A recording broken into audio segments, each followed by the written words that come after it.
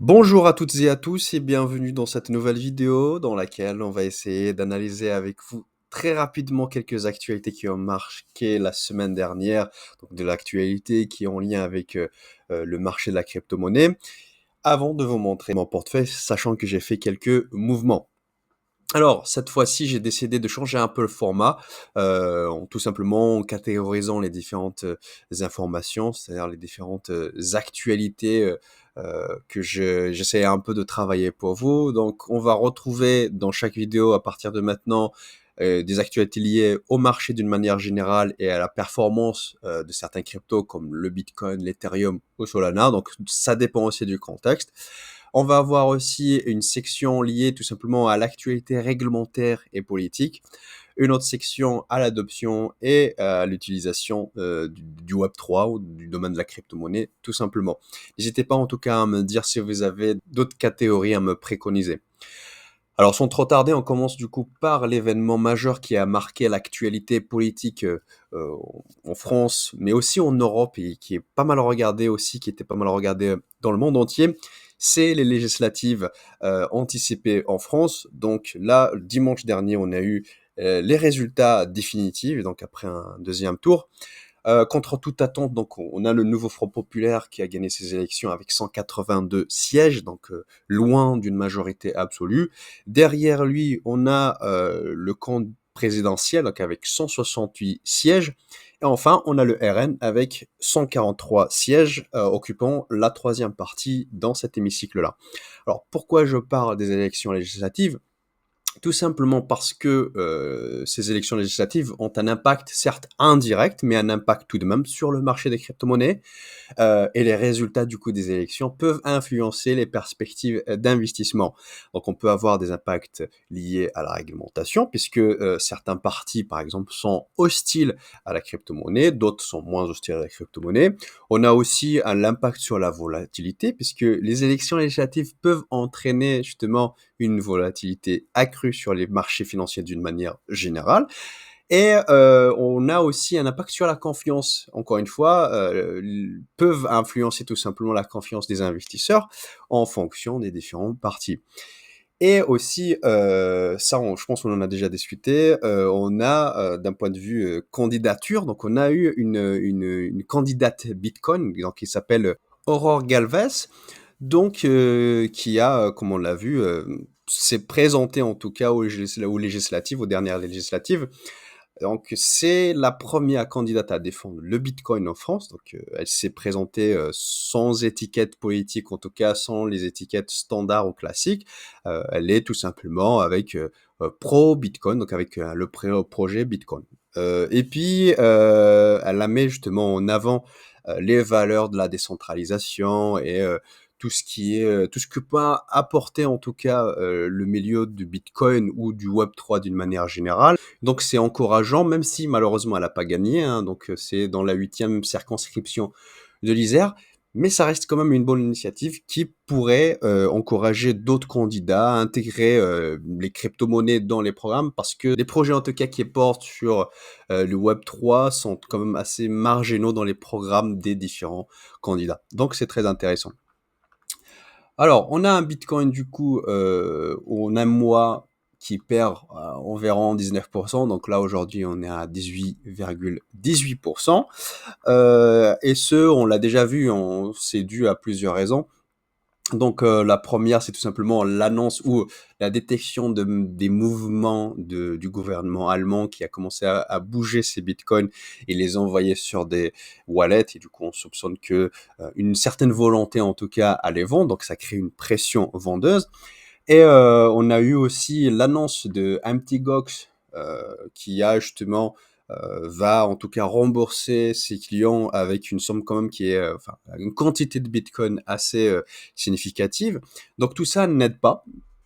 Et du coup, on a cette baisse. Alors, du côté du l'Ethereum, on est à peu près sur une tendance similaire. Donc on perd sur un mois 17,52%. On a un Ethereum qui vaut 2800 dollars. En revanche, on voit que on a explosé quand même les volumes, grâce tout simplement à la finance décentralisée. Donc ça montre la vitalité de l'écosystème DeFi tout simplement, puisque, tout ça va augmenter la demande ou déjà c'est le cas, hein. Donc on voit que la demande pour les services DeFi augmente, d'où l'explosion de ces volumes-là. Tout simplement, ça va renforcer du coup la position d'Ethereum comme plateforme de choix et ça va encourager aussi le développement de nouvelles applications DeFi. Et je finirai du coup sur Solana.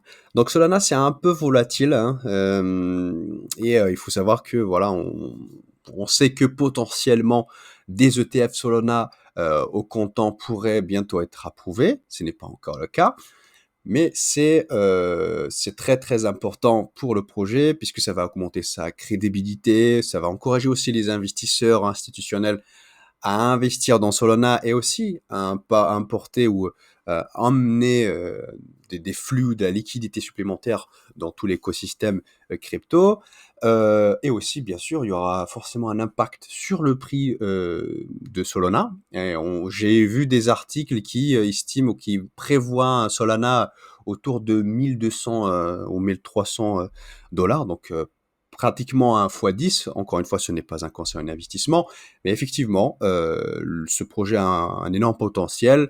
Si on rajoute à cela un ETF au comptant, ça va forcément dans ce sens-là, sachant que là, l'enjeu, c'est Avanek qui a déposé la demande d'ETF, de prouver que c'est une, on va dire, c'est une matière première, hein, c'est une commodité, ce n'est pas un titre financier. Au niveau de l'actualité réglementaire et politique maintenant, donc on a Circle. Donc déjà, il faut savoir que Mika prend enfin effet, donc il rentre en vigueur à partir du 30 juin dernier. Et donc c'est là maintenant les classes d'actifs qui sont concernées. En tout cas, c'est la crypto-monnaie, mais beaucoup plus les stablecoins. Et on a Circle du coup qui est le premier émetteur de stablecoin à se conformer à Mika. C'est une bonne chose, bon, sachant qu'on a l'USDT, donc Tether, l'entreprise émettrice de l'USDT, ils ont clairement confirmé qu'ils allaient pas tout simplement s'y conformer. Mais donc, on a Circle, qui le fait et donc ça renforce la crédibilité du stablecoin forcément en Europe. Ça encourage aussi d'autres émetteurs à suivre. Pourquoi pas, peut-être Tether vont, rétropédaler et essayer de justement de participer à cette course-là. Et surtout, ça augmente la confiance des utilisateurs, puisqu'effectivement, la réglementation, quelle qu'elle soit, c'est comme pour protéger les consommateurs et les utilisateurs. Donc, c'est une bonne chose. Du côté des États-Unis, maintenant, on a Vitalik Buterin qui, lui, critique la réglementation crypto-américaine, qui la qualifie, entre parenthèses, d'anarcho-tyrannie.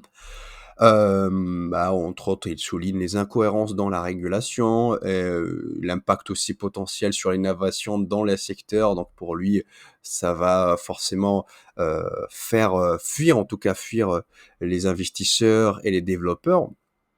Et donc pour lui, c'est une catastrophe. Et il plaide du coup pour la nécessité d'avoir une réglementation claire et cohérente. Au niveau de l'adoption et utilisation, alors on a la Société Générale Forge, donc qui annonce des évolutions techniques pour son stablecoin euro. C'est une bonne chose, hein, donc là, on est plutôt dans l'utilisation et l'adoption en masse. Ça renforce la compétitivité des stablecoins euro, ça facilite l'adoption des stablecoins aussi dans la finance décentralisée. Et ça incite d'autres banques à émettre leur propre stablecoin. Donc c'est intéressant tout ça. Et enfin, on a Vivendi, groupe français spécialisé dans les médias et la communication, qui s'est lancé dans la technologie des NFT pour la traçabilité de ses contenus. Euh, alors, pourquoi? Ah bah, tout simplement parce que la blockchain ou l'essence même, le Web3, ça assure quand même la provenance et l'authenticité des contenus, ça renforce la confiance des utilisateurs dans les contenus numériques, qui va encourager d'autres à utiliser et adopter le Web3, les technologies du Web3 d'une manière générale, renforcer le marché et lancer une dynamique d'adoption massive qui va être que et qui va faire que du bien, pour nos portefeuilles. Parlons justement de mon portefeuille. Alors, comme vous voyez à l'écran, aujourd'hui, j'affiche une performance de moins 1%, alors que bon, j'étais en baisse il y a quelques jours. Le week-end, je pense, la baisse était de, si je me trompe pas, moins 10%, quelque chose comme ça. Bon, il y a eu quand même une petite remontée. Et donc, dans les messages clés que je voulais vous passer, la première des choses, c'est que là, vous voyez, on a fait Agix et Ocean. Normalement, le merge a eu lieu. En tout cas, sur les plateformes sur lesquelles moi j'investis, tous les tokens de Agix ou de Ocean ont été convertis en fait. Là, avec mon outil, vous le voyez pas parce qu'il n'est pas encore mis à jour. Alors, j'aurais pu extraire directement, on va dire, les jetons que j'ai actuellement sur sur les différentes plateformes sur lesquelles j'ai investi, brut en quelque sorte. Alors moi, je préfère justement tracer tous les mouvements, donc avoir l'historique de tous mes achats. Et donc, je me contenterai pas d'avoir comme ça le FET et le AGX et le Ocean qui sont mergés avec un prix d'achat moyen qui est calculé par les plateformes. Mais je préfère garder la main sur cet aspect-là. Donc, c'est pas encore fait, mais je vais vous montrer la prochaine fois lorsque je le ferai. Alors, j'ai aussi renforcé certains projets. Donc, j'ai acheté, j'ai réussi à avoir de la liquidité que j'ai injectée donc il y a à peu près une semaine. Donc, j'ai renforcé le CKB. Donc, j'ai acheté 20% de CKB, 20%, c'est-à-dire 20% par rapport euh, au montant que j'ai injecté, pardon. Donc 20% de CKB, 20% de Solana, 20% de Akash, 20% de WLD, donc WorldCoin, et puis 10% de GTAI et 10% encore de Veracity. J'ai encore quelques billets à injecter. Je l'ai pas encore fait, mais je pense que je vais le faire au cours de la semaine. Je pense notamment à acheter un peu plus donc du Tao, Magique, et puis peut-être Ancre, pourquoi pas, et LPT. Mais voilà, si jamais je change d'avis en tout cas, je vous tiendrai au courant. Voilà, j'espère que cette vidéo vous a plu. N'hésitez pas à me dire dans les commentaires ce que vous en pensez. N'hésitez pas à vous abonner, à me lâcher un petit pouce bleu. Sur ce, je vous souhaite une très bonne soirée et je vous dis à bientôt.